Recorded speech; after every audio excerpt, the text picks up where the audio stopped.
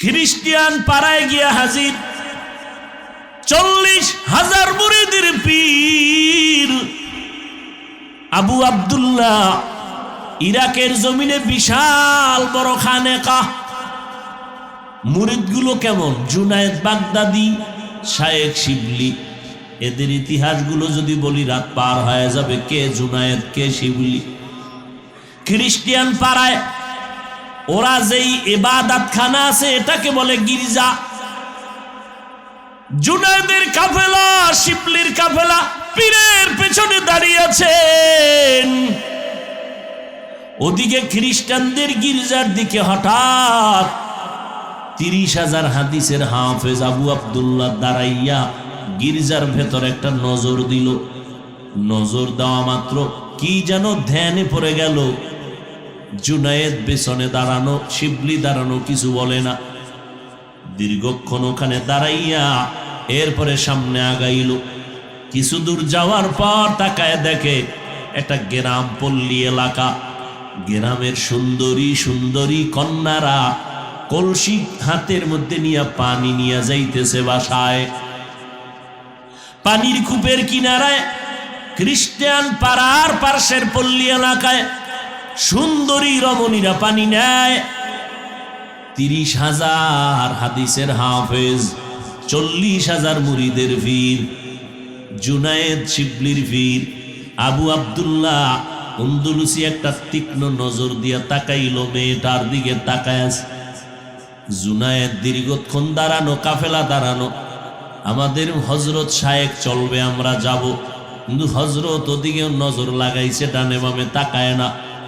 এবার জুনায়েদ শিবলি বলেন, শায়েখ চলেন, আমাদের গন্তব্যে চলেন। শিবলি রহমাতুল্লাহ আলাইহি ঘটনার বিবরণ দেয় যে আমাদের শায়েখকে যখন বললাম, শায়েখের নজরটাও দিকেই রাখছে, ইশারায় বলে তোমরা যাও, আমি যাব না। আমরা ভয় কাঁপতে শুরু করলাম। কি হয়ে গেল? অহংকারী যে কত বড় বিপদ। ও আল্লাহর বান্দারা, বড়াই করিও না রে মুমিন। এই জমিনে কত বান্দা দেখলাম এই ছোট্ট বয়সে উঠলো আর পড়লো। ও আল্লাহর বান্দারা, ও অহংকারী বড় খারাপ জিনিস। জুনায়েদ কাফেলা কান্না শুরু করলো, হুজুর আপনি এমন কেন করেন? চলেন আমরা গন্তব্যে চলে যাই। মিনহা খালাকনাকুম, এই মাটির মানুষ, তোরে মাটির থেকে শ্রেষ্ঠত্ব দান করছি, বাহাদুরি করবি না। মাটির দিকে তাকাইয়া আর একটা সবক নে। মাটির মধ্যে একটা গুণ আছে, এটা তোর মধ্যে ঢুকা। বলে কি গুণ? বলে মাটির মধ্যে একটা গুণ আছে সবর। মাটির উপরে দেখ কত জুলুম চলতেছে। মাটি কারো সাথে রাগ করে না, মেজাজ দেখায় না। যদি মেজাজ দেখায় তোরে, যখন তুই মদের বোতলটা নিয়ে মাতলামি করো, মাটি ঢুকাইয়া ফালাইতে পারে, পারে না? মাটির মধ্যে ধৈর্য, নরম নরম ভাব। তুই গরম ভাব দেখাস না। গরম ভাব দেখাইয়া নমরুদ টিকতে পারে নাই, সাদ্দার টিকতে পারে নাই, কারুন টিকতে পারে নাই। জুনায়েদের কাফেলা কান্না করতেছে, শায়েখ চলেন। শায়েখ বলে যাও, তোমরা যাব না আমি। আবু আব্দুল্লাহ বলে আমি যাবই না, তোমরা চলে যাও। এখন গন্তব্য আউল হয়ে গেছে, যাবো কই? শায়েখ যাবে না, আমরা কই যাব? পাগলের মতো হয়ে গেছেন। আবু আব্দুল্লাহ বলে যাও, আমি খ্রিস্টিয়ান মেয়েকে বিবাহ না করে যাব না। খ্রিস্টান মাইয়া বিয়া করব, তারপরে যাব। জুনায়েদ শিবলির কাফেলা কান্নায় পাগল পারা হয়ে গেল, পা জড়াইয়া কাঁদলেন। হযরত চলেন, এই খবরটা যদি ইরাকের জমিনে চলে যায়, বর্তমান ইরাকে আপনার মতো বুজুর্গ কেউ নাই। ফোরাত নদীর কিনারে আপনার বড় খানেকা। চলেন, ওই খেদমত বন্ধ হয়ে যাবে। শেষ পর্যন্ত কান্না করতে করতে কিতাবের মধ্যে লেখে, মনে হয় যেন গাছের থেকে পানি ঝরতেছে। কিন্তু আবু আব্দুল্লাহর দিলটা নরম হয় না। বিপাকে পড়িয়া বিমুখ হইয়া জুনায়েদ শিবলির কাফেলা চলে গেল ইরাকে। এদিকে আবু আব্দুল্লাহ একা পড়ে রইল, কিছুই করার নাই। এখন আমরা যত চেষ্টা করলাম ব্যর্থ। কিন্তু মুরিদদের মধ্যে কোনো সমালোচনা নাই, সবাই কান্না বাড়ায় দিল, হেদায়াতের দোয়া কর, না হয় আমাদের উপায় নাই। যার কারণে আমি দিন পাইলাম, তারাই যদি উল্টা পাল্টা হয়ে যায়, আমরা কোথায় গিয়ে একটু মাথা নত করব? আমাদের উপায় নাই, আল্লাহর কাছে হেদায়েতের দোয়া করো। জুনায়েদের কান্নাও বন্ধ নাই, শিবলির কান্নাও বন্ধ নাই, আল্লাহর কাছে সিজদায় পড়ে কাঁদে, আল্লাহ কোন কারণে আমাদের হযরত বিপাকে পড়ে গেল, তুমি হেদায়েতের দরজায় ফিরায় দাও। হেদায়েত বড় কঠিন, আল্লাহর দরবার থেকে হেদায়েত পাওয়া বড় কঠিন জিনিস। এরে আল্লাহর গোলাম, বড় কঠিন, বড় কঠিন। নিজেরে মজবুত করিয়া আল্লাহর মোহাব্বত নিয়ে কবরে যাওয়া বড় কঠিন। ও আল্লাহর বান্দারা, আবু আব্দুল্লাহ এখানে সব যখন চলে গেল, তিনি একটু হাঁটিয়া হাঁটিয়া খ্রিস্টানদের ওই গ্রামে ঢুকে বললেন, ঢুকিয়া খ্রিস্টানদের বাড়ির দরজায় দাঁড়াইলেন, ডাক দিয়া কয়, এই মেয়েটার বাবা, আমি আপনার মেয়েকে বিবাহ করতে চাই। এবার খ্রিস্টান বলে, তুমি তো মদিনার মোহাম্মদের পাগল। বলে, হা। বলে, তোমাকে কেমনে দিব? যদি তুমি আমার মেয়েকে বিয়ে করতে চাও, আল্লাহর পরীক্ষা বড় কঠিন, বড় কঠিন। আল্লাহর বান্দাকে ওই খ্রিস্টান মালিক বলে, যদি বিয়ে করতে চাও, 1 নাম্বার শর্ত মদিনার পোশাক ফালায় দিতে হবে, 2 নাম্বার শর্ত আমাদের খ্রিস্টানদের প্যান্ট শার্ট ক্যাপ লাগাইতে হবে মাথায়, 3 নাম্বার শর্ত 1 বছর আমার ঘরে চাকরি করা লাগবে, এরপরে আমি তোমার কাছে মেয়ে বিয়া দিব। চাকরি কি? আমার বিশাল বড় শুকরের পাল আছে, শুকর, এগুলো জঙ্গলে তুমি রাখাল হইয়া শুকরের রক্ষণাবেক্ষণ করবা, তুমি রাখাল হইবা। আবু আব্দুল্লাহ পাগড়ি মাথায় লাগানো, মদিনার, দাড়ি লম্বা। এই আবু আব্দুল্লাহ মেয়েটার পাওয়ার জন্য কথা শুনতে গিয়া মালিকেরে বলে, ঠিক আছে, মদিনার পোশাক ফালায় দিব, তোমার ক্যাপ আমি মাথায় লাগাবো, 1 বছর আমি শুকরের চাকরি করব জঙ্গলে। এইবার লাইন হয়ে গেল, মাথায় ক্যাপ লাগাইলো, পাগড়ি ফালায় দিল। আল্লাহর বান্দা এবার শুকরের রাখাল হইয়া একটা হাতের মধ্যে লাঠি নিয়ে জঙ্গলে যায়। জঙ্গলে যায় আবার সকালবেলা নিয়ে সন্ধ্যাবেলা ডিউটি পালন করে। এইভাবে করতে করতে করতে করতে দীর্ঘ কয়েক মাস হয়ে গেল। জুনায়েদের কাফেলা পাগলের মতো আবার ছুটতে শুরু করলো। দেখি আমাদের শায়েখের কি হালাত, কোথায় গেলেন আমাদের হযরত? যারে দিয়া দিন পাইলাম তারই যদি আমরা হারায় ফেলি, আমাদের উপায় কি? ওরে নবীর উম্মতের দল, কিয়ামতের ময়দানটা ভয়ঙ্কর হালাত হবে। কিয়ামতের দিন কত বক্তা দেখবে, বক্তরা জান্নাতের টিকিট নিয়ে জান্নাতে যায়, আর ভক্তরা দেখবে বক্তার হাতে জাহান্নামের হ্যান্ডকাপ লাগায় জাহান্নামে নিয়ে যায়। কিরে বক্তা সাহেবের এমন হালাত কেন? বলে, উম্মতের বয়ান করেছে, কিন্তু ওই বয়ান অনুযায়ী বক্তা আমল করে নাই। রে আল্লাহর বান্দা, জুনায়েদ বাগদাদি শায়েখ শিবলির কাফেলা আবার ওই অঞ্চলে হাজির। এবার কোথায় আছে শায়েখ জানে না, খবর নিলেন, কেউ ঠিকানাও বলতে পারে না। ঘুরতে ঘুরতে খবর পাইলেন আবু আব্দুল্লাহ জঙ্গলের মধ্যে খ্রিস্টানের ক্যাপ লাগাইয়া শুকরের রাখাল হয়ে ডিউটি করে। জুনায়েদ শিবলির কাফেলা সব সরাসরি জঙ্গলের মধ্যে ঢুকে গেলেন। গিয়া দেখতেছে আমাদের শায়েখ মুরব্বির মাথায় পাগড়ি নাই, খ্রিস্টানের পোশাক লাগানো, একটা লাঠি হাতের মধ্যে নিয়ে দাঁড়ানো। জুনায়েদ শিবলির কাফেলা যাইয়া দাঁড়ায় গেল। আবু আব্দুল্লাহ শুধু তাকায় আছে, কোনো কথা বলে না, শুধু তাকায় তাকায় কি যেন ভাবতেছে। জুনায়েদ আর শিবলি বলে, হযরত আমাদের কি আপনি ভুলিয়া গেছে? কত আর আমাদের কাঁদাইবে? ইরাকের মধ্যে এমন একটা ঘরে নাই কান্না নাই, মহিলারা কাঁদে, পুরুষেরা কাঁদে। চলেন শায়েখ, আমরা পাগলের মতো হয়ে গেছি, কতদিন খানা নাই, ঘুম নাই, চলেন। কত আর এই লাইনে থাকবেন? চলেন ইরাকের খানেকায় চলেন। জুনায়েদ কাঁদতেছে, শিবলি কান্না করে, আবু আব্দুল্লাহ দিলটা এখনো নরম হয় না। বলে আমি খ্রিস্টান মেয়েকে বিবাহ করব 1 বছর অপেক্ষার পরে। এবার জুনায়েদের কাফেলা কাঁদতেছে।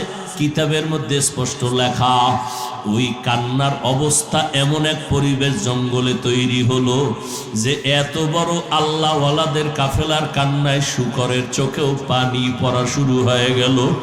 গাছের পাতা থেকে মনে হয় যেন কুয়াশার মতো পানি নিংড়াইতে লাগলো, এমন কান্নার আওয়াজ। আল্লাহ পাক বলেন, আমি চোখের পানি কখনো বৃথা ফালাই না, হয়তো একটু পরে আবার আগে আমি ফলাফল দেই। আল্লাহর ওলিরা কান্না শুরু করছেন, জুনায়েদ বাগদাদির কান্না, শিবলির কান্নার আওয়াজ, কাফেলার কান্নার কান্না। জঙ্গলটা কান্নার আওয়াজে মুখরিত হয়েছে, কান্নায় ভারী হয়েছে আসমান। জঙ্গলের মধ্যে কান্নার আওয়াজ। শেষ পর্যন্ত আজও তারা নিরাশ হয়ে গেল। আবু আব্দুল্লাহ কয়, তোমরা চলে যাও, আমি ইরাকের জমিনে যাব না, যাও। জুনায়েদ আর বাগদাদি আর শিবলির কাফেলার কান্না চূড়ান্ত পর্যায়। নিরুপায় হইয়া তারা কয়েকদিন ওখানে থাকিয়া এবার নিরুপায় হইয়া তারা আবার রাস্তা দিয়ে ইরাকের জমিনে রওয়ানা। যাইতেছে আর কাঁদতেছে, আল্লাহ তুমি এমন কি বেজার হইলা, যেই বেজার হওয়ার কারণে আমাদের শায়েখরা আমরা হারাইয়া ফেললাম, আমরা আমাদের মুরব্বীকে হারিয়ে ফেললাম। এইবার কান্না করে করে সব কাফেলা ইরাকের দিকে রওয়ানা। কাঁদতেছেন আর দোয়া করতেছেন, আসমানের দিয়ে তাকায়, আল্লাহ মাইয়াহদিল্লাহু ফাহুয়াল মুহতাদ ওয়া মান ইউদলিল ফালান তাজিদ লাহু ওয়ালিয়াম মুরশিদা। কান্না করে করে আল্লাহকে বলে, আল্লাহ সহ্য করতে পারি না, তুমি ফিরাইয়া দাও। এইভাবে কান্নার আওয়াজ দিয়া যখন সামনে আগায়, হঠাৎ করে তাকাইয়া দেখি আবু আব্দুল্লাহ সামনে একটা কূপের থেকে গোসল করিয়া উঠিয়া কয়, আমারে কাপড় দাও। আবু আব্দুল্লাহ ডাক দেয় আর কালেমায় শাহাদাত পড়তেছে আর বলে, আমারে তাড়াতাড়ি কাপড় দিয়ে আবৃত করো। শিবলি দৌড়াইয়া বলে, আমরা কাপড় দিয়ে আমাদের মুরব্বীকে আবৃত করে নিলাম। এরপরে হযরত কালেমায় শাহাদাত পড়তে পড়তে আমাদের সামনে হাজির হয়ে গেলেন। হেদায়েত বড় কঠিন, কিসের অহংকারী করো রে মুমিন। ওই আমার মাওলার হেদায়েত যদি না থাকে, জীবনভর তুমি টুপি পরলা, দাড়ি রাখলা, মুসলমান দাবি করলা, কোন অন্যায়ের কারণে যদি আমার আল্লাহ একবার বেজার হইয়াই যায়, দেখবা তোমার কালেমা জবানে বন্ধ হয়ে যাবে। ওই মরণ কালে না জানি ইমান হারা হইয়া কবরে যাও। আর ইমান হারা হইয়া যদি কবরে যাও, ওই কবরের আযাব সহ্য করতে পারবি না রে যুবক। অহংকারী করিস না রে বাবা। তোর মতো কত যুবক গাড়ির নিচে পড়িয়া লাশ হইয়া গেল। ও আল্লাহর বান্দারা, কত যুবকের লাশ আজকে পানির ভিতরে তাকায়া দেখো। কিসের বাহাদুরি করো? টাকার বাহাদুরি, গাড়ির বাহাদুরি, বাড়ির বাহাদুরি করো, সৌন্দর্যের বাহাদুরি করো রে বাবা। আজকে তুমি টাকার মালিক, কালকে তোমারে মাওলায় গরিব বানাইতে একটা সেকেন্ড লাগবে না। আজকে তোমার চেহারা সুন্দর, একদিন চেহারা নষ্ট হয়ে যাবে, কেউ পছন্দ করবে না। আজকে তোমার বন্ধু বান্ধব দেখা বাহাদুরি করিও না। এক সময় দেখবা তোমার পাশে কেউ নাই, তোমার ডানেও কেউ নাই, বামেও কেউ নাই, তুমি এখন অসহায়ের মতো ঘুরতেছো। এই সময়ে যদি তুমি আমার আল্লাহকে নিয়ে কবরে যেতে পারো, কপাল ভালো। জুনায়েদ বাগদাদি শিবলি বলেন, আমাদের শায়েখের আমরা পাইলাম, এবার মাথায় কপালে চুম্বন করলাম। হযরত চলেন, ইরাকের খানেকার মানুষের কান্না। আল্লাহর ওলির নিয়ে যখন রওয়ানা, জুনায়েদ বাগদাদি শিবলি নিয়ে গেলেন, খানেকায় বসলেন, মহিলারা পর্যন্ত কান্না করে দোয়া করলেন, ও বাবা তুমি আমি যে এত বাহাদুরি করি, তোমার আমার পিছনে দোয়া করার মতো কেউ আসেনি। এমন একটা স্ত্রী পাইছো নিজে বাইরে তুমি ঘুরবা, স্ত্রী দোয়া করবে। এমন একটা সন্তান বানাইতে পারছো নিজে আব্বা আম্মার জন্য কলিজা ভরিয়া দোয়া করবে। এমন একটা সন্তান বানাইতে পারছো রে বাবা, যে তুমি বিপদে পড়লে সন্তান ঘুমাইবে না, কলিজা ভরিয়া দোয়া করবে। ও আল্লাহর গোলাম, কি কামাই করছো? সন্তানটারও মানুষ বানাইতে পারো নাই, তুমি ভালোবাসা দিয়া কাউরে আপন বানাইতে পারলা না রে বাবা। আর কয়দিন বাহাদুরি করবি রে বাবা? ও পর্দার আড়ালের আম্মা জানেরা কিছুই না। আজকে যত আনন্দ দেখতেছেন, মরিয়া গেলে সাদা 3টা কাফন 5টা কাফনের প্যাকেট বানায় কবরে নিয়ে যাবে। জুনায়েদ বাগদাদি শিবলির কাফেলা হজরতকে নিয়ে যখন খানেকা ইরাকের মধ্যে নিয়ে গেলেন, সবাই এবার হজরতের সামনে বসে বলল, কারগুজারি শুনতে চাইলেন। এবার বলে, হজরত বেয়াদবি মাফ করবেন, কিছু হইছে না হয় এমন তো হইতেই পারে না, কি বিপদের কারণে এই হালাত? আবু আব্দুল্লাহ অজর দ্বারায় কান্না শুরু করলেন, বাবা হেদায়েত বড় কঠিন বিষয়, হেদায়েত বড় কঠিন। আমার নবী আবু জাহালের জন্য কতই না দোয়া করলেন, কালেমা নসিবে আসলো না।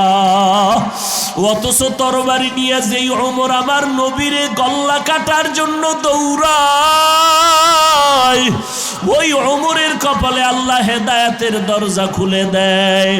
ওই ওমর তরবারি নিয়ে মুহাম্মদের কল্লা কাটতে গিয়া এবার নিজের বোনের বাড়ি গিয়া হেদায়েতের দরজা খোলা গেল। মদিনার নবী কাঁদতেছেন, ওমর দৌড়াইয়া বোনের বাড়ি গিয়ে কয়, বোন তুই নাকি মুহাম্মদের কালেমা কবুল করেছো? বলে হা। এই বোন তাড়াতাড়ি মুহাম্মদের কালেমা ফিরাইয়া দাও। বোন ডাক দিয়া কয়, ভাই আমার হাত কাটো, পা কাটো, কল্লা কাটো, কালেমা ফিরাইয়া দেওয়ার মতো কোনো রাস্তা নাই। আমার কলিজায় কালেমার মোহাব্বত ঢুকায়া রাখছি, ফেরত দেওয়া যাবে না। ওমর তরবারিটা বের করে বোনের উপরে যখন আক্রমণ শুরু করলো, বোনের নরম শরীর থেকে রক্ত বের হয়ে জমিন লাল হয়ে গেল। বোন কাঁদে আর বলে, ভাই তুমি জানো আমার এখানে মা নাই, বাবা নাই, তুমি আমার আপন বড় ভাই। আজকে যদি মা থাকতো আমার গায়ে ফুলের টোকাও লাগতে দিত না। তুমি আজকে মারতেছো, মারো, আমার কোনো দুঃখ নাই, মন ভরিয়া মারো। তবে শুনো, কালেমা যেই সিনায় ঢুকাইছে ওই জায়গায় তোমার তরবারি ঢুকাইতে পারবা না। আল্লাহ পাক রব্বুল আলামিনের নবী ওদিকে বয়া দোয়া করে, আল্লাহ ওমরের তুমি হেদায়েতের মালা গলায় দিয়া দাও। ওমরের জন্য আল্লাহর নবীর দোয়া কবুল হইতে শুরু হয়ে গেল। বোনের কান্না দেখে ওমরেরও চোখে পানি আসলো, আর বলে, বোনার কাঁদিস না, মারবো না। ওই যে কোরআনের আওয়াজ আমি শুনলাম, ওটা কিসের আওয়াজ? বলে, মুহাম্মদ আমাদের শিখাইছে কোরআনের আওয়াজ। ওমর বলে, আমি দেখবো। বলে, দেখলে ধরলে তুমি আগে গোসল করো। ওমর গোসল বানাইয়া কোরআনটা ধরলো। ওই কোরআনের আয়াতের নূর যখন সিনার মধ্যে গিয়া ধাক্কা লাগায় দিল, ওমরের কলিজার মধ্যে আগুন দাউ দাউ করে জ্বলে উঠলো। ডাক দিয়া কয়, বোন এত মজার কথা তো জীবনে আর শুনি নাই, যে তোমাদের শিখাইছে কে? বলে, মুহাম্মদ। বলে, কোরআনের আওয়াজ কথা এত সুন্দর, যেই লোকটা তোমাদের শিখাইছেন সেই মুহাম্মদ না জানি কত সুন্দর। চলো মুহাম্মদের দরবারে আমি যাব। আল্লাহ হেদায়েতের দরজা খুলে দিলেন। শায়েখরে জিজ্ঞাসা করলেন, ও শায়েখ আমাদের আপনার উপরে এত বিপদ আসার পেছনে কারণ কি? এবার আবু আব্দুল্লাহ আন্দলুসি রহমাতুল্লাহ আলাইহি বলেন, ও জুনায়েদ ও শিবলি শুনো, আমরা যখন কাফেলা নিয়ে খ্রিস্টান পাড়ায় ঢুকছিলাম, খ্রিস্টানদের গির্জার মধ্যে যখন নজর দিছিলাম, নজর দিয়ে একটা ধ্যানে পড়ে গেছিলাম। ওখানে ওরা যাদের পূজা করে, ওরা যাদের আরাধনা করে, আমি ওদের দিকে তাকাই একটু ভাব এনেছিলাম ভেতরে। মনে মনে বলেছিলাম, এই খ্রিস্টানের জাত তোরা সব জাহান্নামী হয়ে যাবি, আমি আবু আব্দুল্লাহ জান্নাতের মালিক হয়ে গেছি।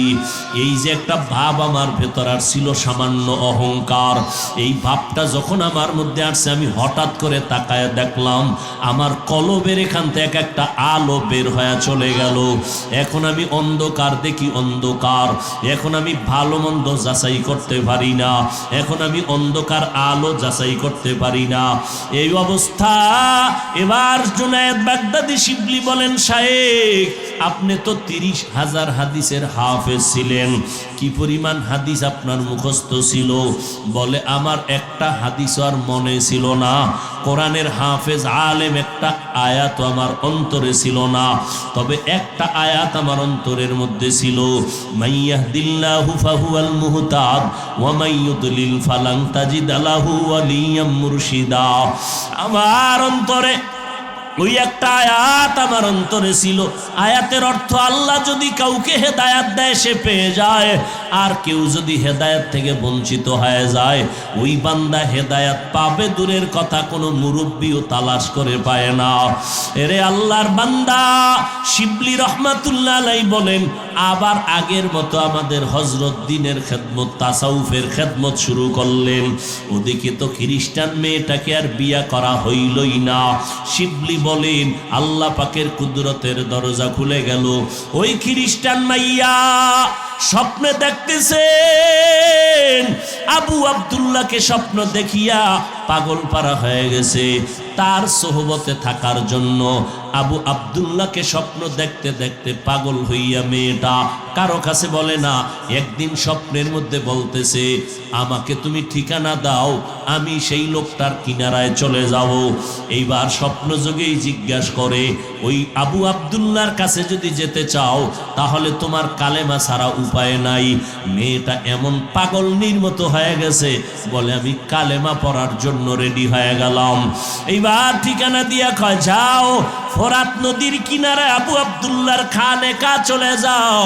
ইরাকের জমিনে খ্রিস্টান মেয়েটা এবার গোপনে গোপনে চলে গেল ইরাকের ওই ফোরাত নদীর কিনারায় খানেকায়। এবার গিয়া খবর দিল, অমুক এলাকার খ্রিস্টানের মেয়ে আসছে আপনার কাছে আপনার সোহবতে থাকার জন্য। আবু আব্দুল্লাহ বলে, নিরাপদ জায়গা পর্দা রক্ষা করে তারে ওখানে বসাও। হুজুর এবার তারে কালেমা পড়ে মুসলমান বানায় দিলেন। বানাইয়া দেওয়ার পরে কিছু আমল দিলেন। মেয়েটা আমল করা শুরু করলো। মেয়েটার দাবি হলো, আপনার সাথে আমার বিবাহ হতে হবে। ওদিকে আবু আব্দুল্লাহর অন্তরে তো তামান্না ওই মেয়েটাকে বিয়া করবে, কিন্তু দুনিয়ার হায়াত আর বেশি দিন থাকলো না। ওই মেয়েটা কালেমাওয়ালা মুসলমান হওয়ার পর ওই খানেকায় থেকে থেকে ইবাদত করে করে আমল করে করে অসুস্থ হয়ে গেল। এক পর্যায়ে দুনিয়া থেকে বিদায় হয়ে গেল। ইন্তেকাল হওয়ার বেশি দিন বাকি নাই। কিছুদিন পর শায়েখ শিবলি ঘটনা বলেন যে আমাদের শায়েখও দুনিয়া থেকে বিদায় হয়ে গেলেন। শিবলি রহমাতুল্লাহ আলাইহি বলেন, আমি বহুদিন পর ওই খ্রিস্টান মেয়েটার ইন্তেকাল হয়ে গেল, এরপরে আমাদের শায়েখের ইন্তেকাল হয়ে গেল। দীর্ঘ অনেক দিন পরে আমি শিবলি একদিন স্বপ্নে দেখতেছি আমার শায়েখ আর ওই মেয়েটা জান্নাতের বাগানে বিচরণ করতেছে। এরে নবীর উম্মতের দল, শিবলি রহমাতুল্লাহ আলাইহি বলেন, ও দুনিয়ার মানুষ, নিজেকে বাহাদুর মনে করিও না। ও আল্লাহর বান্দারা, তুমি নিজেকে বাহাদুর মনে করবা কখন? শোন, ওই অন্ধকার কবরে যেদিন তোমার লাশটা চলিয়া যাবে, ওই কবরে যখন সবাই শোয়াইয়া রাখিয়া পাড়াইয়া পাড়াইয়া মাটি দিয়া সবাই চলে যাবে, ওই কবরে তখন তুমি অন্ধকারে একা। ওই অন্ধকারে ডানে মাটি বামে মাটি, সামনে পেছনে উপরে নিচে মাটি, কেউ নাই। ওই কবরে তিনটা প্রশ্ন করার জন্য দুইজন ফেরেশতা হাজির হয়ে যাবে। তোমার রবের পরিচয় দাও, ধর্মের পরিচয় দাও, রাহমাতুল্লিল আলামিনের পরিচয় দাও।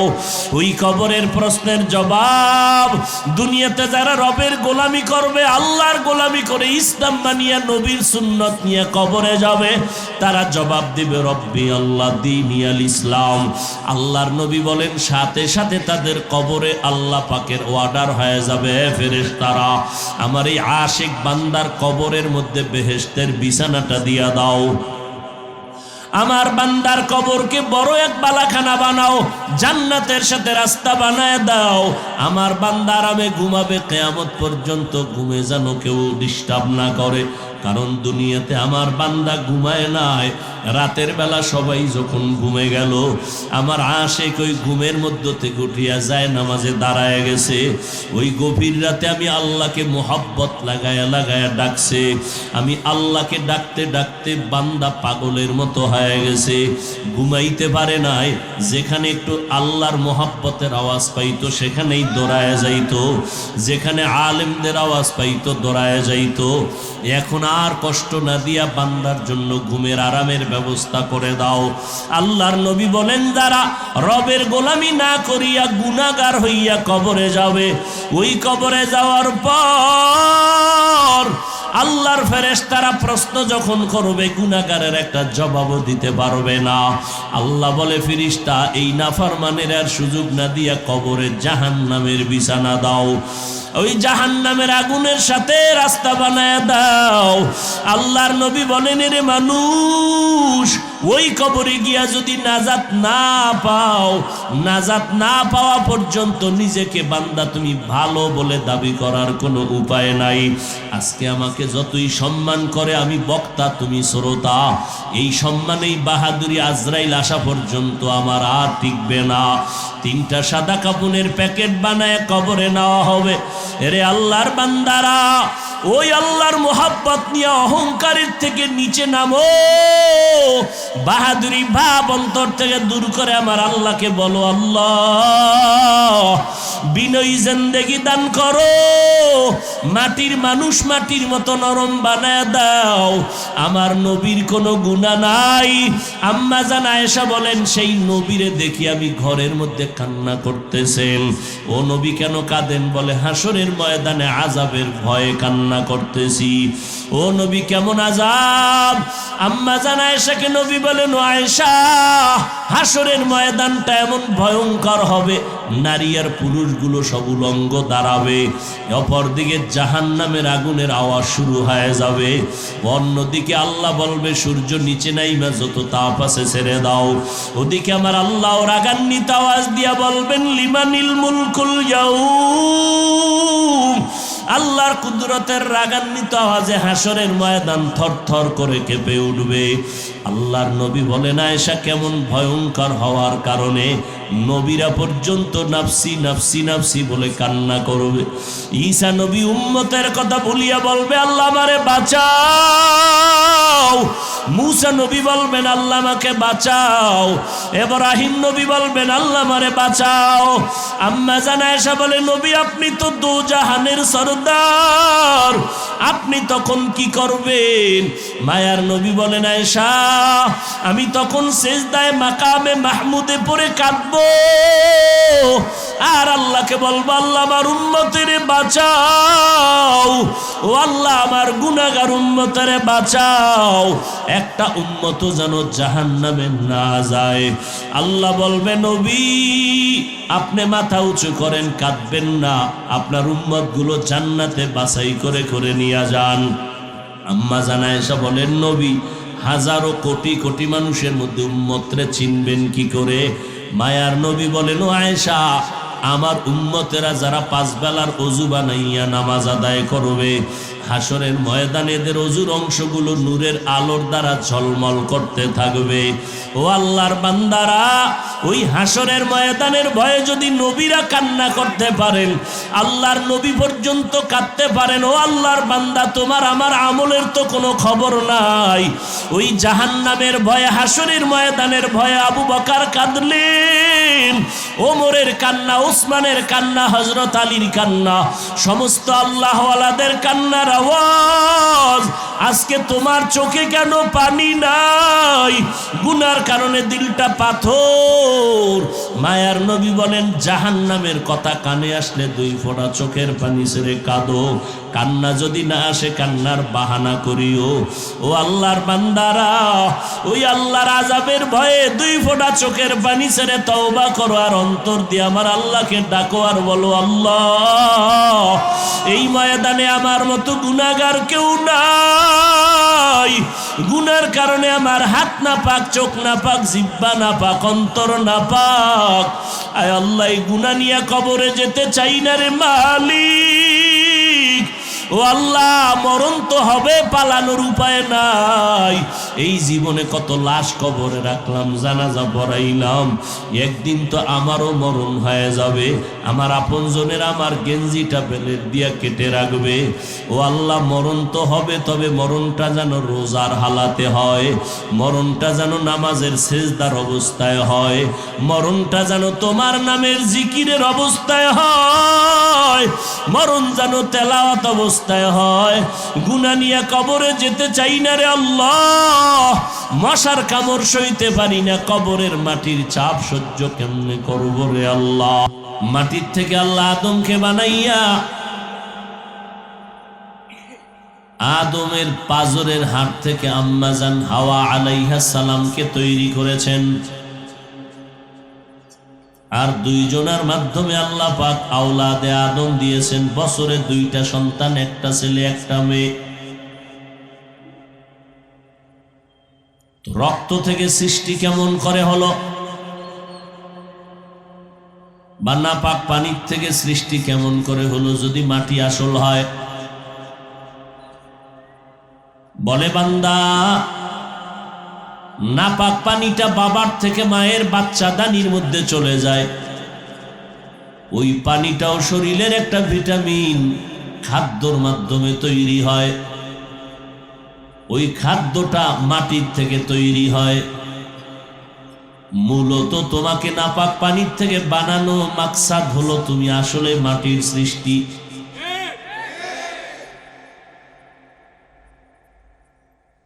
আবার এই নাপাক পানিটাকে আমি আল্লাহ রক্ত বানায় দেই। ওয়ালাকাদ খালাকনাল ইনসানা মিন সুলালাতিন মিন তিন সুম্মা জাআলনাহু নুতফাতান ফি ক্বারারিন মাকিন সুম্মা খালাকনান নুতফাতা আলাকা ফাখালাকনাল আলাকাতা মুদগাহ ফাখালাকনাল মুদগাতা ইযামা فكسونا العظام لحما ثم أنشأناه خلقا آخر فتبارك الله أحسن الخالقين। শক্ত মাটির থেকে আল্লাহ তোমারে বানাইলেন, নাপাক পানির সাথে মাটির মিশ্রণ ঘটায় দিলেন। এই নাপাক পানিটাকে 40 দিনের শোধন করিয়া রক্তের খণ্ডে বানাইলেন। জমাট রক্তটাকে গোশতে পরিণত করলেন। আবার ফেরেশতার মাধ্যমে এই গোশতের উপরে হাড্ডি দিলেন, হাড্ডির উপরে আবার গোশত দিলেন। এইভাবে আস্তে আস্তে করে আল্লাহ মায়ের গর্ভে আমাকে আপনাকে বানাইলেন। নাপাক পানির সাথেও মাটির মিশ্রণ আল্লাহ ঘটায় দিয়েছেন। আল্লাহ নবী বলেন, ওই নাপাক পানির সাথে আল্লাহ অর্ডার করে ফেরেশতার 1 চিমটি মাটি এনে লাগায়া দাও। কোথার মাটি? বলে তার কবর যেখানে হবে সেই জায়গার মাটি। যেখানে তার কবর হবে ওখানের মাটি লাগাও। ফেরেশতারা আল্লাহ দেখায় দেয়, এই জায়গায় বান্দার কবর হবে, এখান থেকে মাটি নাও। যেই মানুষগুলো আগুনে পুড়িয়া ছাই হয়ে গেল, যেই মানুষগুলো পানিতে ডুবিয়া নিশ্চিহ্ন হয়ে গেল, এগুলো তো কবরই নাই, তাহলে এদের নাপাক পানিতে মাটি কেমনে মিশ্রিত করা হলো? মুফাসসিরিনে কেরাম বলেন, দুনিয়ার সব মানুষ আগুনেও যদি পুড়িয়া যায়, পানিতেও যদি নিশ্চিহ্ন হয়, বডির মধ্যে এমন একটা আল্লাহ পাক রব্বুল আলামিন গোড়া রেখেছেন, এটা আগুনেও নষ্ট হবে না, পানিতেও নষ্ট হবে না। আমাদের পেছনে পিঠের যে সোজা হাড় আছে, মেরুদণ্ড, এই যে পিঠের মধ্যে সোজা হাড়ের একেবারে নিচে মার্বেলের মতো একটা গোল গোড়া আছে, গোড়া, এটা কখনো আগুনেও নষ্ট হয় না, এটা কখনো পানিতেও নষ্ট হয় না।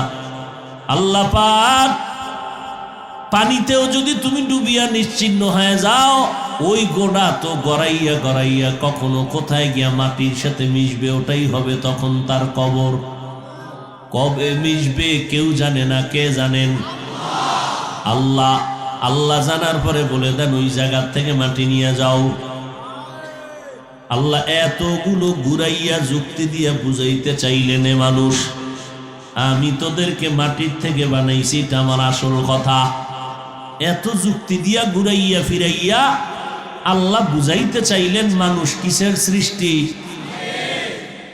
এত ঘুরাইয়া ফিরাইয়া মাটির সৃষ্টি প্রমাণ করতে চাইলেন কেন আমার আল্লাহ?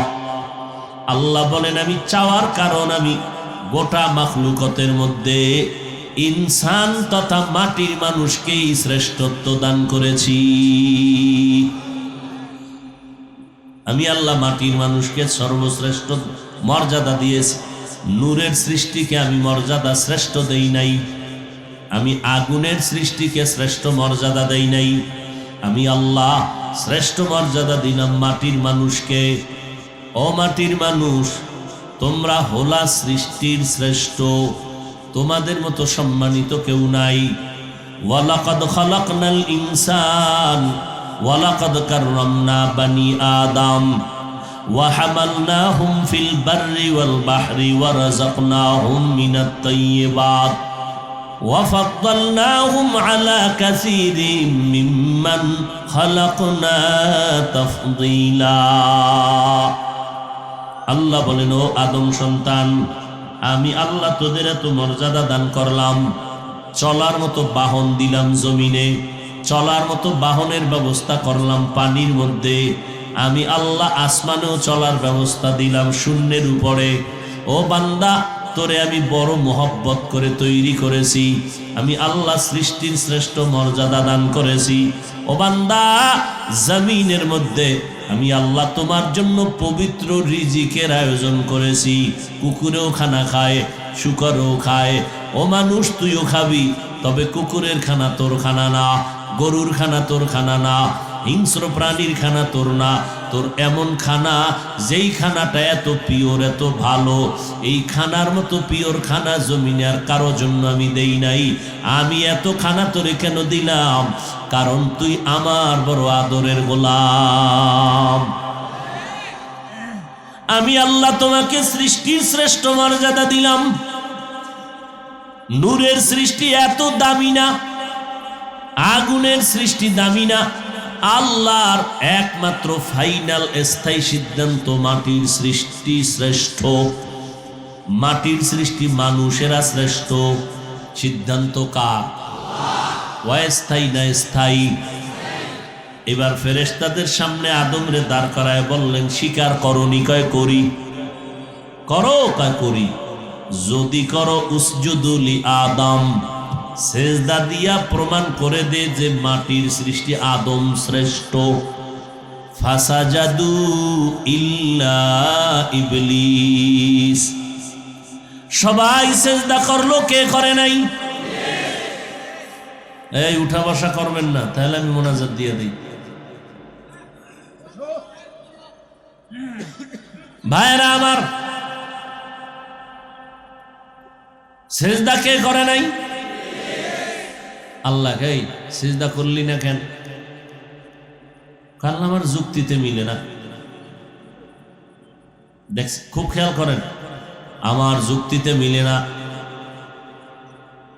কি যুক্তি তোমার? খালাকতানি মিন নার ওয়া খালাকতাহু মিন তিন। আদমের বানাইছো মাটির দ্বারা, আমারে বানাইছো আগুনের দ্বারা। আগুনের গতি উপরে, মাটির গতি নিচে। আগুনের গতি আমি উপরে, আমি কেন নত হব? আদম আমার কাছে নত না হবে? যুক্তিটা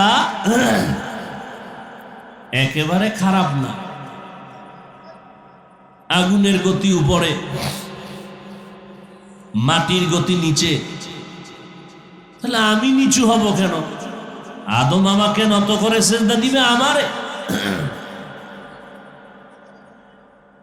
যুক্তি একেবারে খারাপ না। গায়ের জোরে অযৌক্তিক আদম সৃষ্টির শ্রেষ্ঠ মানি না বলে নাই, যুক্তির ব্যানারে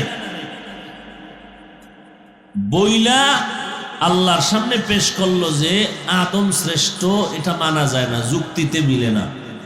খেয়াল করবেন আল্লাহ কি বললেন? এই ইবলিস, তোরে আমি এত আদর করলাম, তোর আমল আর ইবাদতের বরকতে জমিনের এমন একটা জায়গা নাই যেখানে তোর সেজদা পড়ে নাই। আসমানে তুই ইবাদত করেছো, আমি আল্লাহ খুশি হইয়া তোর ইবাদতে তোরে টাইটেল দিলাম, তুই আরেফ, তুই আবেদ, তুই বুজুর্গ, তুই খাজেন, তুই ওলি, তুই মুত্তাকি, কত কিছু তোরে দিলাম।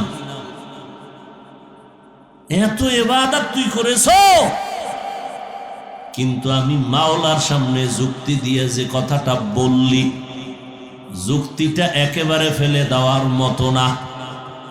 কিন্তু আমি আল্লাহ মানব না, কারণ এখানে তো কোনো যুক্তির কথা না, আমি তো তোর মালিক, তুই আমার গোলাম।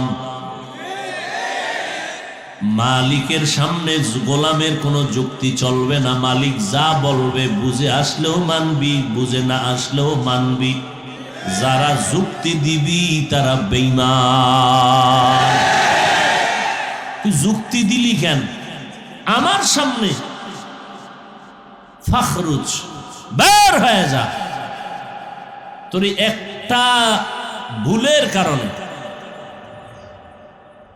আজীবনের জন্য তোকে আমি বিতাড়িত করে দিলাম।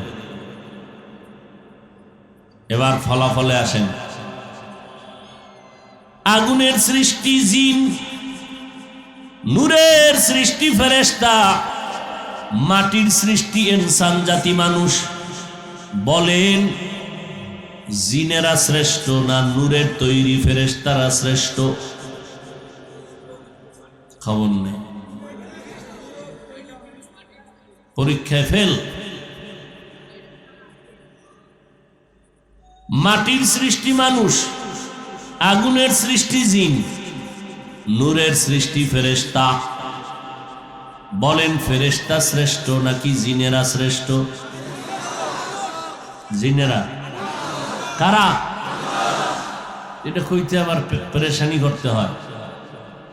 মাটির সৃষ্টিটাই হলো ঘোষণাকার, স্থায়ী না অস্থায়ী?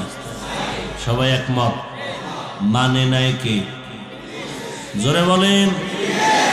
আল্লাহর স্থায়ী সিদ্ধান্ত আদম, মাটির সৃষ্টি শ্রেষ্ঠ, আমি আল্লাহর স্থায়ী সিদ্ধান্ত। মানে নাই কে?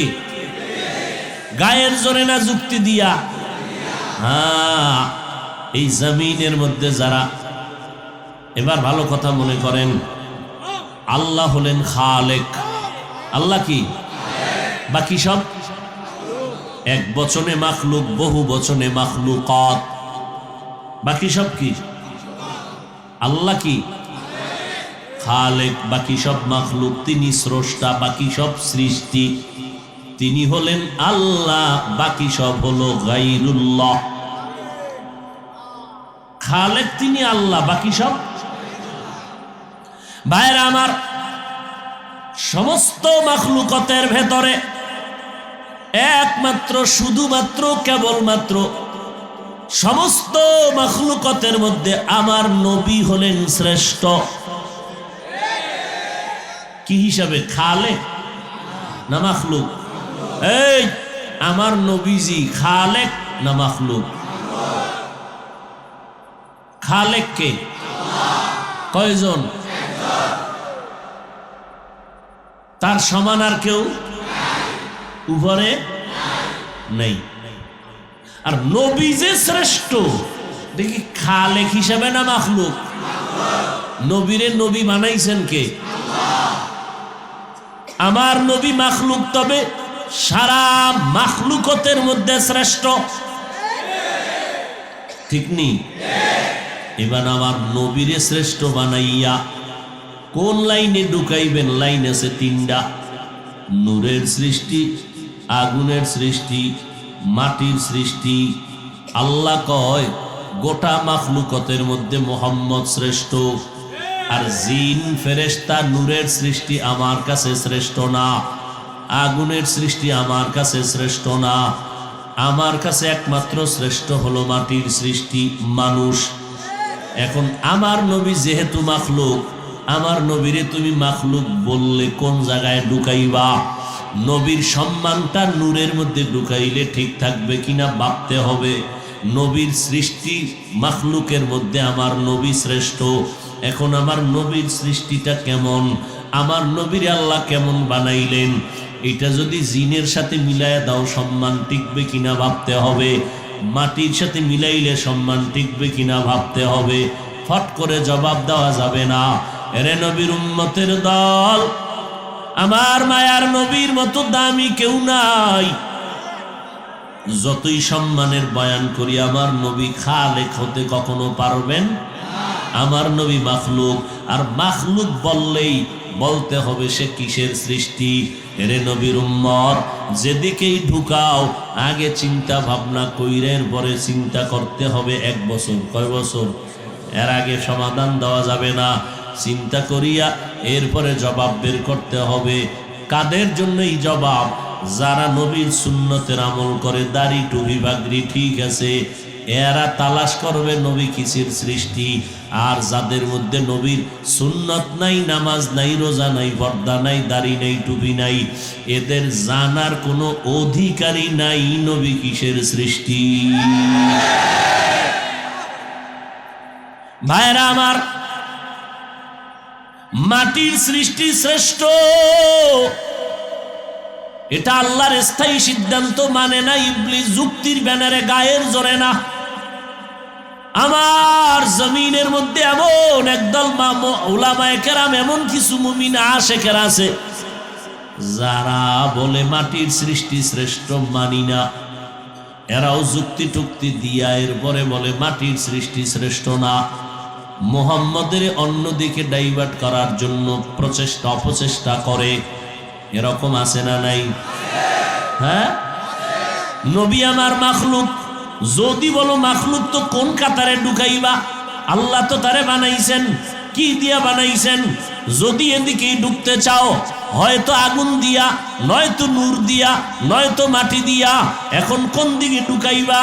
আল্লাহর স্পেশাল ঘোষণা, মাটির সৃষ্টি শ্রেষ্ঠ, আর নূরের সৃষ্টি শ্রেষ্ঠ না, আগুনের সৃষ্টি শ্রেষ্ঠ না। এই কথাগুলো নিয়া যারা বুঝতে চায়, বুঝার আগে তাকে সুন্নতের আমলওয়ালা হতে হবে। যার মধ্যে নবীর সুন্নতের আমল নাই, এজন্য জানার কোনো অধিকারই নেই নবী কিসের তৈরি। কোনো গাঞ্জাখোরের অধিকার নাই, রসুলের দুশ্মনের কোনো অধিকার নাই। নামাজ নাই, রোজা নাই, পর্দা নাই, হুদায় নিয়ে একটা কিলেকিলি, ঝগড়া, দূরত্ব, মতনৈক্য, মনোমালিন্য। আর বেঈমানরা আমাকে দেখে হাসে, হেডম দেখায় সাধারণ মানুষের সামনে বয়ে। এলেম জারে কি? আর তোমার এলেম ঝাড়তে যদি মনে চায় তো এলেম ওয়ালার কাছে যাও। কি আমাদের দেশে মাদ্রাসা আছে, আলেম ওলামা আছে, ইমাম সাহেবরা আছে, সেখানে যাও। বটগাছ তলায় কেন? বটগাছ তলা গেছো কেন? পূর্বপুরুষরাও এইরকম পরাজিত সৈনিক ছিলেন। কি পরাজিত সৈনিক, নিমক হারাম কোথাকার। বেদাতি বাতেল ভণ্ডদের সব থেকে বড় পুঁজি মিথ্যা বলা, এটা হলো বড় একটা পুঁজি। এই মিথ্যা বলাটাকে অন্য ভাষায় বলা যায় চাপাবাজি। এটা বড় পুঁজি। জাগাত মিশা কথা কইব, এমন ভাবে রং লাগায় কইব মনে হয় হাসা। কি পরিমাণ রং লাগাইলে মিশা হাসা হয়, এটা ভণ্ডরা ভালো পারে। এই দেশে দেওবন্দিরা না থাকলে কি উপায় যে হইতো আমগো ইমান আমলে আল্লাহ ভালো জানে। বাতিলেরা যত অগ্রসর হতে চায় পারেই না, বুঝেন না? এক ছাত্র ক্লাসে ঢুকছে অনেক লেট কইরা, শিক্ষক বলে তুই এত দেরি করে ঢুকলি কেন? স্যার রাস্তা যেই পরিমাণ খারাপ, এক কদম সামনে দিয়া 2 কদম পিছনে দিই। তুই 2 কদম পিছে দিয়া সামনে আইলি কেমন?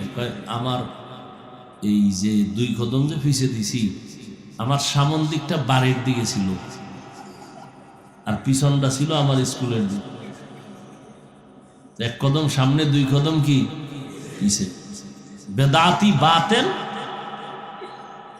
মিথ্যাবাদী যারা চাপাবাজি করে, এরা যত অগ্রসর হতে চায় আহলে হকদের ধাক্কা লাগলেই পেছনে হটতে বাধ্য হয়।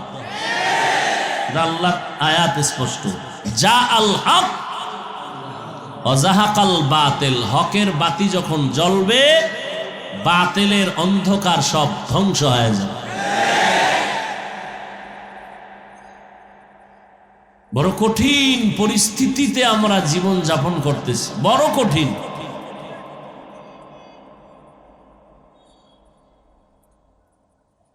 একজন জবরদস্ত বুজুর্গ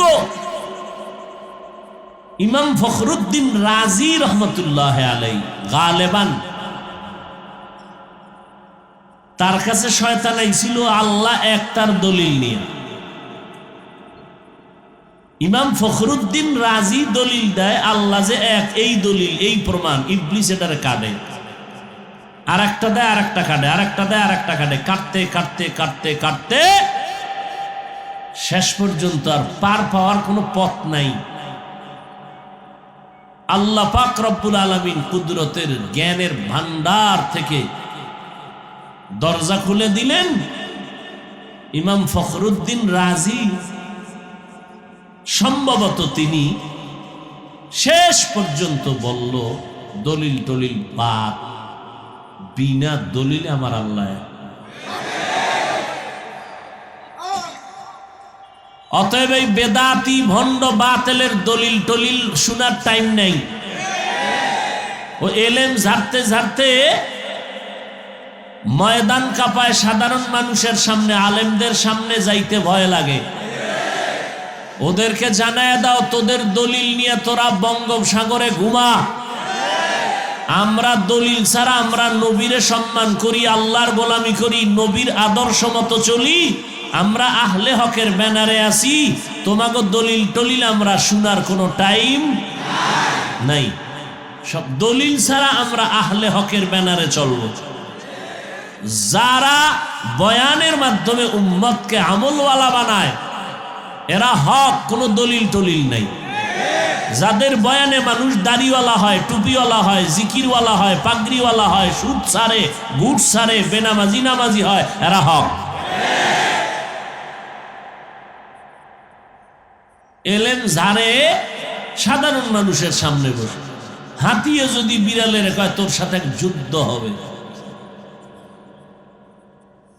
অপমান কি বিড়ালের না হাতির? আল্লাহ হেদায়াত দান করুন। আসলে কপাল খারাপ, বেদাতে হেদায়াত নাই, কপাল খারাপ। সুযোগ সন্ধানী যখন সুযোগ পায় সেখানে দৌড় দেয় চেয়ার পাওয়ার জন্য। এই জন্য আমি মাঝে মাঝে বলি বাতিল আর হকের মধ্যে ব্যবধান কি জানেন? একটা কথা, বাতিলরা যেটাকে মাধ্যম বানায়, আহলে হকরা সেটাকে উদ্দেশ্য বানায়। আর আহলে হকরা যেটাকে মাধ্যম বানায় সেটাকে তারা উদ্দেশ্য বানায়। আহলে হকদের উদ্দেশ্য ইসলাম, মাধ্যম চেয়ার, হতে পারে ক্ষমতা, না থাকে না থাক, ইসলাম ঠিক থাকতে হবে। বাতিলরা কি বলে? আমাকে উদ্দেশ্য ক্ষমতা, মাধ্যম ইসলাম, ইসলাম থাক না থাক দরকার নাই, ক্ষমতায় যেতে হবে। এই ক্ষমতার চেয়ার পাইতে গিয়া ইসলামের 12টা বাজাইয়াও যার সাথে মনে চায় সেখানে দৌড়ায়।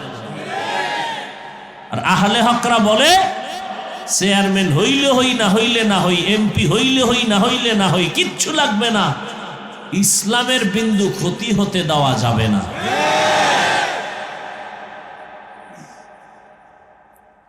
মিনহা খালাকনাকুম, আল্লাহ বলেন তোমাদের মাটির থেকে আমি সৃষ্টি করলাম। এই শব্দটা দিয়ে আল্লাহ বুঝাইলেন 1 নাম্বার সবক নাও এখান থেকে, মাটি পায়ের নিচে থাকে না উপরে, উপরে মারবেন নিচে নেমে যাবে। এই বেড়ামলারা, আমার এই হাত থাকতে মুখে কথা কেন?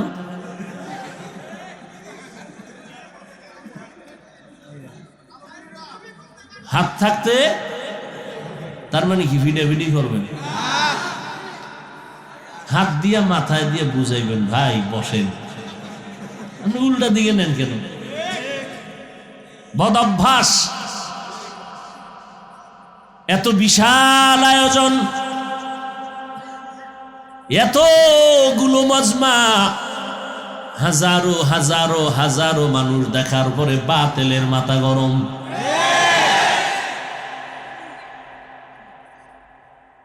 আমরা এত মানুষ এক জায়গায় জমা করতে খবর হয়ে যায়, আসা যাওয়ার ভাড়া দিয়ে এত লোক এত টাইম বসাইয়া রাখা যায় না।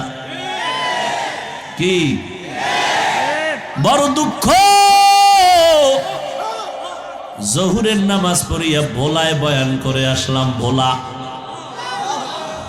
এরপরে গেলাম রূপগঞ্জ, এখন এখানে, কালকে জহুর পড়ব কিশোরগঞ্জ, গঞ্জ নিয়ে আসি, শুধু গঞ্জ। মুসলমান, তুমি মুসলমান হইয়া কেন বলো হেলিকপ্টারে দৌড়ায়? তুমি কেন সমালোচনা করো? তুমি তো মোহাব্বত লাগাইয়া বেঈমানের সামনে চোখের উপরে কথা বলবা, এই বেঈমান, আল্লাহর কোরআন পড়লে আর মাওলা এই রকম সম্মান দেয়, মাদ্রাসায় পড়লে এমন সম্মান হয়, মদিনার নবীর আদর্শ মালাক বানাইলে এই পরিমাণ সম্মান আমার আল্লাহ দেয়। বেঈমানের তুমি চ্যালেঞ্জ দিবা যে মাদ্রাসা আমগো জীবনের বড় দামি একটা জায়গা, তুমি বেঈমানের বলার আগে তুমি জ্বল্লা ভিড়া মরতেছো কেন? আসলে তোমার ভেতরে হিংসার বাসা বড় কঠিন হয়ে গেছে। ও নির্লজ্জ, ও বেহায়া, তুমি মুসলমান। হাটহাজারীর হুজুর বলে গেছিলেন হেলিকপ্টার আমার কাছে কিসের মতো? আরে আলেম হেলিকপ্টারে উঠবে, নাস্তিকদের ঘুম হারাম, নাস্তিকরা ঘুমাইতে পারে না। আমগো চিন্তা কি রগো ঘুম নাই, আমগো পেরেশানি তো খাওন নাই, চেহারা কাটন কাটন ভাব। নাস্তিক বেঈমানের মাথা গরম, হুজুরেরা কেন হেলিকপ্টারে দৌড়ায়? ওরে তোর বাবার টাকায় দৌড়ায় না, আল্লাহ তাআলা যদি কবুল করে তোর বাবারাও ফিরাইতে পারে না।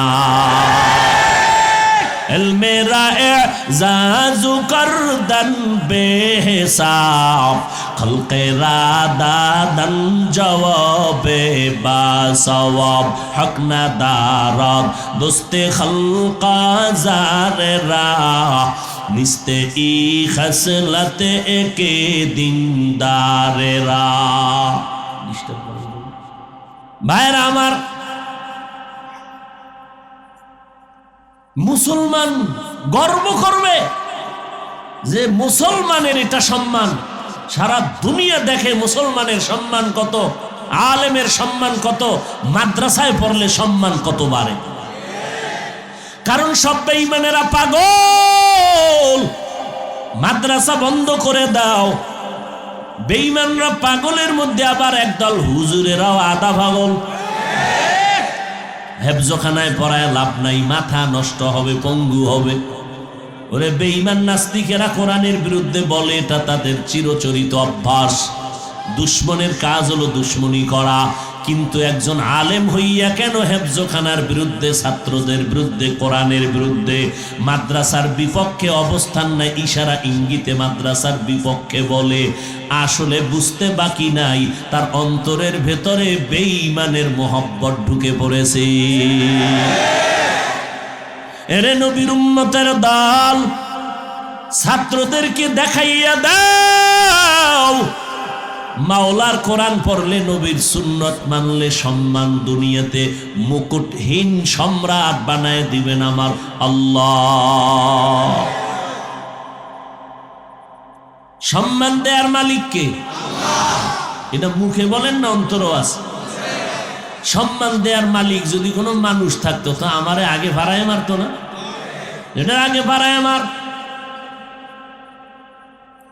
যত অপচেষ্টা করে কোনো দিক দিয়েই পারে না। চরমনাই বন্ধ করে দেও দাও যত বলে ততই বাড়ে। দেওবন্দীদের উপরে যত আক্রমণ ততই বাড়ে।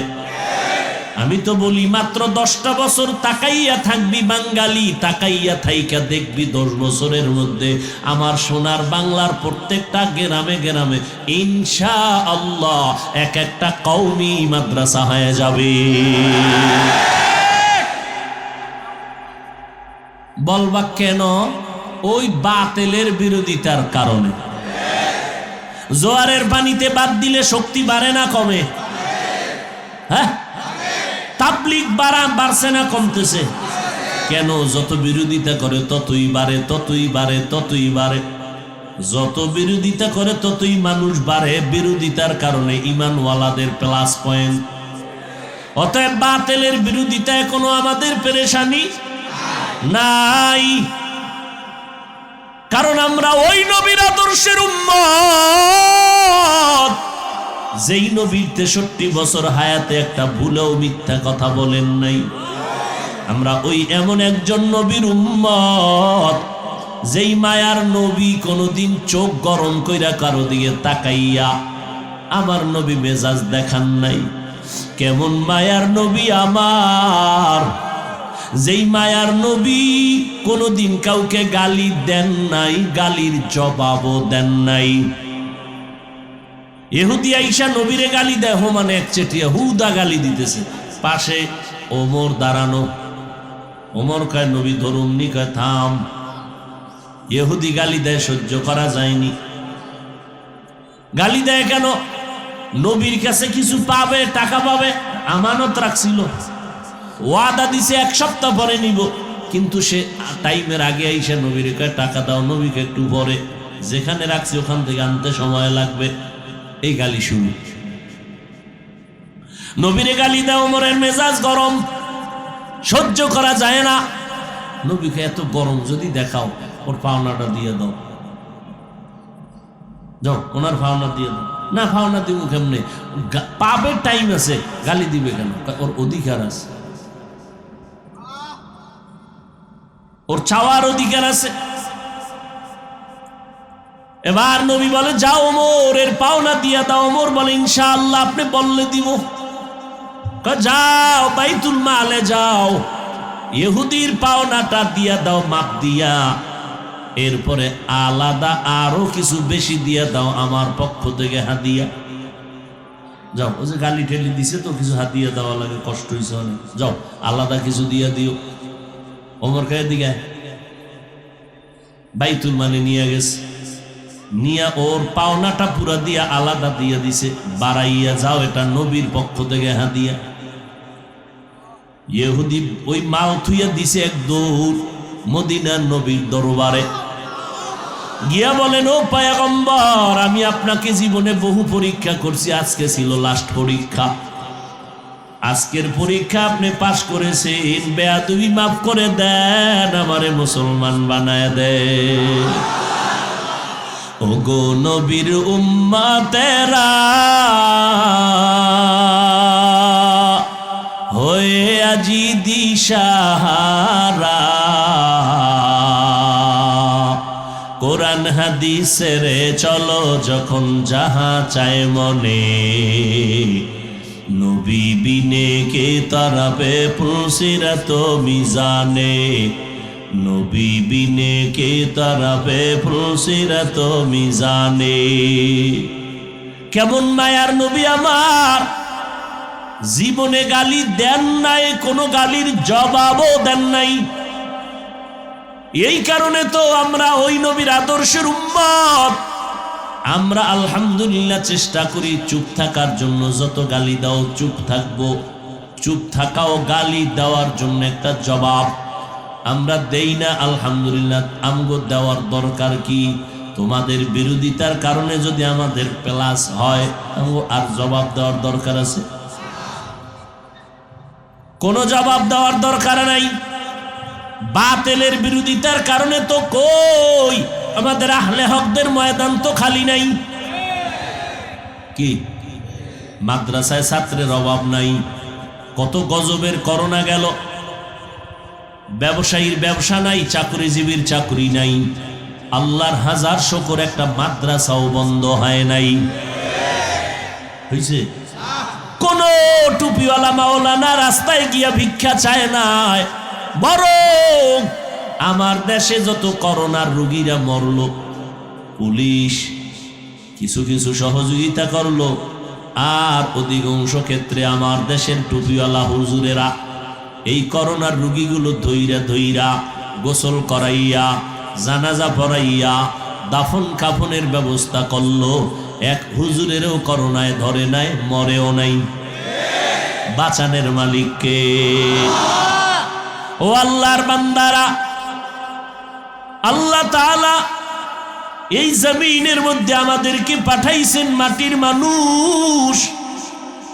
যদিও তোরে পায়ের তলে রাখছি, মাটি উপরে মারলে নিচে যাবে, তবে সম্মানটা নিচে রাখি নাই, সবার উপরে দিলাম। তবে সাবধান, সবার উপরে সম্মান পাইয়া অহংকারী হইস না রে, খবরদার। বাপ দেখাইস না, সাবধান। আমি আল্লাহ দুনিয়ার সব মাখলুক তোর গোলাম বানায় দিস, অতএব তোর গরম ভাব দেখানোর কোনো প্রয়োজন নাই। এরে মাটির মানুষ, মাটির থেকে বানাইয়া তোর সম্মান দেওয়ার কারণে বাহাদুরি করবি না। বাহাদুরি করতে গিয়া নমরুদ টিকে নাই, ফেরাউন টিকতে পারে নাই। অহংকারী করার কারণে দুনিয়ার অনেক বড় বড় ব্যক্তিরাও ধ্বংস হয়ে গেছে। আপনাদের ধৈর্য থাকলে আমি একটা ঘটনার দিকে ঢুকতে চাই। জমিনের মধ্যে একজন বড় আল্লাহওয়ালা, আহলুল্লাহ, আউলিয়া, বড় বুজুর্গ, বড় আলেম।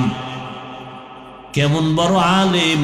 যার হাতে হাত লাগাই এই জগতের কুতুবুল আলমের টাইটেল পেয়েছেন জুনায়েদ বাগদাদি। যার হাতে হাতটা লাগাইয়া সৃষ্টির কাছে বড় দামি হয়ে গেলেন শায়েখ শিবলি রহমাতুল্লাহ আলাইহি। জুনায়েদ বাগদাদির নাম শুনছেন না? যেমন তেমন আল্লাহওয়ালা। এবার বুঝেন তাহলে তার পিসাব কেমন আল্লাহওয়ালা। আউলিয়ারা কারে ওকবা ইখতিয়ার, জাহেলারা কারে দুনিয়া ইখতিয়ার। অহংকার পতনের মূল, হিংসা পতনের মূলের জাতি। ভালো করে শুনো, কিসের অহংকারী করো? আমি বড় বক্তা, এই বাহাদুরি।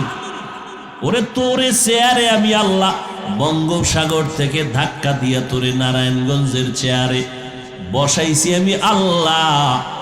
এই ডিআইটি মাঠের মধ্যে এত মানুষ দেখতেছো, এটা তোর বাহাদুরি না। এরা কেউ আসে নাই, আমি আল্লাহ নিজে পাঠাইছি। তুই যদি মাস্তানি করো, বাহাদুরি করো, আমি এই মানুষগুলোর অন্তর থেকে মোহব্বতের পার্সেন্ট কমায় দেব। মোহব্বতের পার্সেন্ট যখন কমে যাবে, মানুষ দূরে সরে যাবে। বাহাদুরি করিস না রে বাবা, আল্লাহ তাআলা নিয়ামত দিয়েছেন, ধরে রাখ, শুকর আদায় কর। অহংকার আর হিংসা বড় খারাপ। এরে ভাই, আল্লাহ পাক ইমাম বানাইছেন, তোমার পিছনে কত মানুষ নামাজ পড়ে, মানুষগুলো নামাজ পড়িয়া তৃপ্তি পায়, এটা তোমার বাহাদুরি না, আমার আল্লাহর দেওয়া মোহব্বতের নেয়ামত আর সম্মান। এই ইমাম সাহেব, মোহব্বত নিয়ে চলো। যেই জায়গায় দাঁড়াইয়া তুমি ইমামতি করো, ওই জায়গায় দাঁড়াইয়া কিন্তু মদিনার নবী ইমামতি করেছেন। ওই জায়গাটা কিন্তু ইমামতির জায়গা বড় কঠিন। ওই জায়গায় আবু বকর ইমামতি করেছেন, ওই জায়গায় ওমর ইমামতি করেছেন। অতএব বাহাদুরি করার কিছুই নাই। তুমি নামাজে দাঁড়াইয়া, তোমার হুশ আছে, তোমার পেছনে কত শত মুসল্লি তোমার উপরে নির্ভর করে নামাজে আছে। তোমার ভিতরে যদি একটু রিয়া আইসা যায়, তোমার একার গজবে তুমি পড়বা না, শত শত মুসল্লিদের বিপদ তোমার কাঁধে আইসা উঠবে। বড় কঠিন বিষয়। আল্লাহ মাফ করেন, আমার এক ওস্তাদ উজানি মাদ্রাসার মুহাদ্দিস মরহুম মারা গেছেন, বেশি দিন হয় নাই। রশিদ আহমদ রাহিমাহুল্লাহু তাআলা, তিনি ক্লাসের মধ্যে আমাদের একটা ঘটনা বলছিলেন। ঢাকার শহরে ইমামতি টিকানো বড় কঠিন। রাতের বেলা গোসল ফরজ হয়ে গেল, ইমামতি টিকাইতে গিয়া ওই সময় আরো বড় কঠিন অবস্থা ছিল। গোসলটা করিয়া নামাজে যাবে, জামাতের টাইম হয়ে গেছে, গোসলের টাইম নাই। উস্তাদ বলছেন, শেষ পর্যন্ত ইমামতি টিকে থাকানোর জন্য সেই গোসল ছাড়া অজু করিয়া নামাজের ইমামতিতে দাঁড়ায় গেছে। অজু করছে, গোসল করেন, আল্লাহু আকবার বলিয়া যখন হাত বাঁধছে, সাথে সাথে জবান বন্ধ। চালাকি সব জায়গায় চলে না রে বাবা, বেয়াদবি সব জায়গায় চলে না। অহংকারী হইতে হইতে কিন্তু মানুষ চূড়ান্ত খারাপ হয়ে যায়। এরে আল্লাহর গোলাম, নিজেরে বড় মনে করার কি পুঁজি আছে বলো? তোমার কাছে এলেম আছে, কি পরিমাণ এলেম আছে? তোমার কাছে কি ইমাম ফখরুদ্দিন রাজির মতো এলেম আছেন? ইমাম আবু হানিফার মতো আসেনি? তা কিসের বাহাদুরি করো? ও আল্লাহর বান্দা, তোমার কণ্ঠ, এটা নিয়ে বাহাদুরি করো। দাউদ নবীর কণ্ঠের মতো তো তোমার কণ্ঠে জাদু নাই। আমার নবীর কণ্ঠ শোনার জন্য বেঈমানেরা গালি দিয়াও রাতের বেলা দাঁড়াইতো গোপনে তেলাওয়াত শুনে। এরে নবীর উম্মতের দল, তোমার আমার কণ্ঠ, কিসের কণ্ঠের বাহাদুরি করো? উজানির কারি ইব্রাহিম রহমাতুল্লাহ আলাই আল্লাহর কোরআনে এমন জোরে টান মারছেন, মুহাব্বতের তেলাওয়াত শুরু করছেন। মক্কা নগরীর পার্শ্বে মসজিদে মানুষ পাগল হয়ে গেছে। মানুষ সব এক হইয়া কয়, হুজুর আমগো ইমামতি করবেন, আপনি যাইতে পারবেন না বাংলাদেশে। ওখানে থাকলেন, ইমামতি করলেন, বিয়া করলেন সৌদির কন্যা। শর্ত হলো বাংলাদেশে নেওয়া যাবে না। দীর্ঘ কয়েক বছর পর রশিদ আহমদ গাঙ্গুহি রহমতুল্লাহ আলাই চিঠি লেখলেন, ইব্রাহিম বাংলাদেশে যা, দিনের খেদমত শুরু করে দাও, আর থাকা যাবে না। কারি ইব্রাহিম রশিদ আহমদ গাঙ্গুহির চিঠি পাইয়া বাংলাদেশে আসলেন। ও বিবি যাবে? বলে যাব। চলো। বাবা টাকার বালিশ বানাইয়া নোয়াখালীর জমিনে ঘুমাইতো, আর ইব্রাহিম টাকা পয়সা পিছে ফালাইয়া চাঁদপুর জেলার কচুয়া থানার একটা বিশাল জঙ্গল হিন্দুদের মালিকানা কিনলেন। জঙ্গলের ভেতরে গেলেন পরিষ্কার পরিচ্ছন্ন করার জন্য। গিয়া দেখে ভেতরে একটা সুন্দর গম্বুজ। ওই গম্বুজের মধ্যে একটা বাঘ তার বাচ্চারে দুধ পান করাইতেছে। ওই গম্বুজটা আজও আছে। যারা উজানি যাবেন দেখবেন মসজিদের পশ্চিম দক্ষিণ কর্নারে সেই গম্বুজটা এখনো আছে। কারি ইব্রাহিম গিয়া কয়, রে বাপ, সৃষ্টির শ্রেষ্ঠ মাখলুক বনি আদম এখানে আসছে, তুমি তোমার অন্যত্র চলে যাও। ইব্রাহিম এই কথাটা বলতে দেরি হয়, বাপ তার বাচ্চা কাঁধে নিয়ে দৌড় দিতে আর দেরি করে নাই। মান কানা লিল্লাহ কানা আল্লাহু লাহ, যেই বান্দা বান্দি আমার আল্লাহর হয়ে যাবেন, আল্লাহ গোটা দুনিয়া তার গোলাম বানায় দিবে। ও বান্দা, তুই টাকার পেছনে কেন ঘুরো? তুই টাকা খুঁজো কেন? টাকায় তোরে খুঁজবে, তুই খুঁজবি আমার আল্লাহরে। তুই আল্লাহরে খুঁজতে থাক, দেখবি তোরে খুঁজবে দুনিয়ার সবাই। আল্লাহর গোলামিতে জীবনটা কাটায় দাও। জুনায়েদ বাগদাদি রহমাতুল্লাহ আলাই, জগৎ বিখ্যাত কুতুবুল আলম শায়েখ শিবলি রহমাতুল্লাহ আলাই, জগৎ বিখ্যাত কুতুবুল আলম। এই রকম বড় বড় কুতুবুল আলমদের পীরের নাম হলো আবু আব্দুল্লাহ আন্দলুসি রহমাতুল্লাহ আলাই। 30,000 হাদিসের হাফেজ। কয় হাজার? যেই লোকটা 30,000 হাদিসের হাফেজ, সে কি কোরআন মুখস্থ করে নাই? কোরআনের হাফেজ আবু আব্দুল্লাহ আন্দলুসি। একদিনের ঘটনা, জুনায়েদ বাগদাদি শিবলি সহ সফর রওনা। সফর করতে করতে করতে করতে খ্রিস্টিয়ান এলাকায় ঢুকে পড়লেন। খ্রিস্টান পাড়া আমাদের দেশে আছে না? উত্তরবঙ্গে যাও, ঢাকার ভিতরে আছে খ্রিস্টিয়ান স্কুল, সাইনবোর্ড লাগানো আছে। বিভিন্ন দেশের বিভিন্ন জায়গায় স্পষ্ট লেখা আছে খ্রিস্টিয়ান স্কুল। সেখানেও গিয়া দেখো মুসলমানের সন্তানেরা পড়তেছে। আধুনিক ম্যান বানাবে, ইন্টারন্যাশনাল সন্তানের আব্বা হবে। এই জন্য মুসলমানের সন্তান গেছে খ্রিস্টিয়ান স্কুলে পড়ানোর জন্য। সেখানে গিয়া পড়বে সরোয়াতে অজগর, সরায়াতে আপা, বানায় হইতেছি। সেই সন্তান আমগো মাদ্রাসায় ঢুকাও, আমাদের মাদ্রাসা আসবে, সেও সেখানে এসে পড়বে সরোয়া, তবে ব্যাখ্যা পড়বে সঠিক। এখানে এসে যখন সরোয়া পড়লো, আমরা শিখাই দিলাম সরোয়াতে ওযু। মাদ্রাসা আসার পরে রং পাল্টায় গেছে, সরায়া। স্কুলে পড়ছে আপা, মাদ্রাসায় পড়ে সরায়া, মানি আল্লাহ। ব্যবধান আছে না নাই? কেমনে বুঝাবো রে বাঙালি মুমিন? বাসে লেখা আছে ধূমপান নিষেধ, এরপরও কেউ করেনি। টাকা না থাকলে দাঁড় করে করে আমি হুজুর, বাধা দিলে গালি দেয়, ধোঁয়া সব আমারে মারে। মসজিদে লেখা আছে নাকি ধূমপান নিষেধ, কেউ করেনি। বরং বারান্দায় ঢুকলেই টুপি তালাশ করে। কথা ঠিক নেই? এরে আল্লাহর গোলাম, মসজিদে লেখা নাই ধূমপান নিষেধ, এরপরও কেউ করে না। বাসে লেখা ধূমপান নিষেধ, এরপরও কন্ট্রাক্টর, হেলপার, ড্রাইভার জনমের মতো টানে। কথা ঠিক নেই? ও বাবা, এটাই হলো পরিবেশ। পরিবেশের মাধ্যমে মানুষ ভালো হয়, খারাপ হয়। কথা ঠিক না? মাদ্রাসায় আসার পরে পরিবেশ ভিন্ন রকম। এখানে আসতে হইলে উজু বানাও,